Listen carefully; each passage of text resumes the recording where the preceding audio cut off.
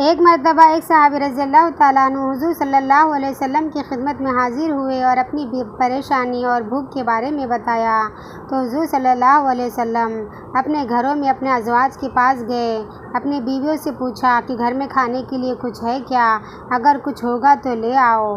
لیکن آپ صلی اللہ علیہ وسلم کے تمام بیویوں کے گھروں میں کچھ کھانے کے لیے نہیں تھا، ان کے گھروں میں بھی فاقہ چل رہا تھا۔ تو آپ صلی اللہ علیہ وسلم نے فرمایا کہ کوئی شخص ہے کیا جو آج کی رات کے لیے صحابی کی مہمان نوازی کرے اور اپنے گھر لے جا کر انہیں کچھ کھلائے؟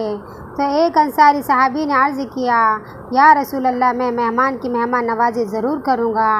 وہ صحابی اپنے گھر لے گئے اس صحابی کو اور بیوی سے فرمایا کہ یہ حضور صلی اللہ علیہ وسلم کے مہمان ہیں، جو اکرام اور جو عزت کر سکتی ہو کر لو، اگر کچھ گھر میں کھانا ہو تو کھلا دو اور انہیں کھانے کی کوئی چیز دے دو اور کھانا کچھ بھی چھپا کر نہ رکھنا۔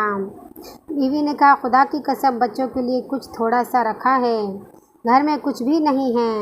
انصاری صحابی رضی اللہ تعالیٰ عنہ نے فرمایا کہ بچوں کو بہلا پھسلا کر سلا دو اور جب وہ سو جائے تو کھانا لے کر آنا، ہم مہمان کے ساتھ بیٹھ جائیں گے اور تم چراغ کو ٹھیک کرنے کے بہانے سے چراغ کو بجھا دینا تاکہ مہمان کو لگے کہ ہم بھی کھانا کھا رہے۔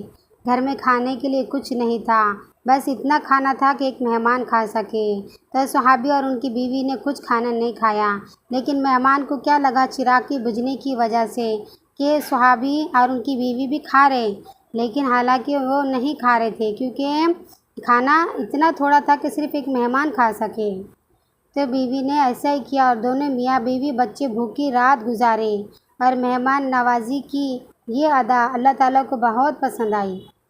یہ مہمان نوازی کرنے کا طریقہ اس صحابی کا اللہ تعالیٰ کو بہت پسند آیا، کیونکہ یہ صحابی کے جذبے تھے کہ دوسروں کی ضرورت کو پوری کرنے کے لیے اپنی ضرورت کو بھول جاتے تھے، یعنی دوسروں کی ضرورت کو پوری کرنے میں ہمیشہ لگے رہتے، اپنی ضرورت کا خیال نہیں کرتے تھے۔ وہ صحابی رضی اللہ تعالیٰ عنہ تھے جو دوسروں کی تکلیف کو سمجھتے تھے، اپنی تکلیف سمجھتے تھے، یعنی دوسروں کی تکلیف کو وہ اپنی تکلیف سمجھتے تھے۔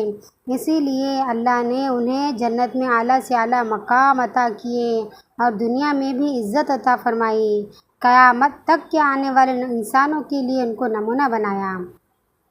یہ تو دنیا سے رخصت ہو گئے مگر ان کی زندگیاں نمونہ بن کر ہمیشہ کے لیے ہم زندہ ہو گئی۔ اللہ ان سے راضی ہوا اور خوش ہوا اور آخرت کی کامیابی انہوں نے حاصل کر لی۔ سبحان اللہ۔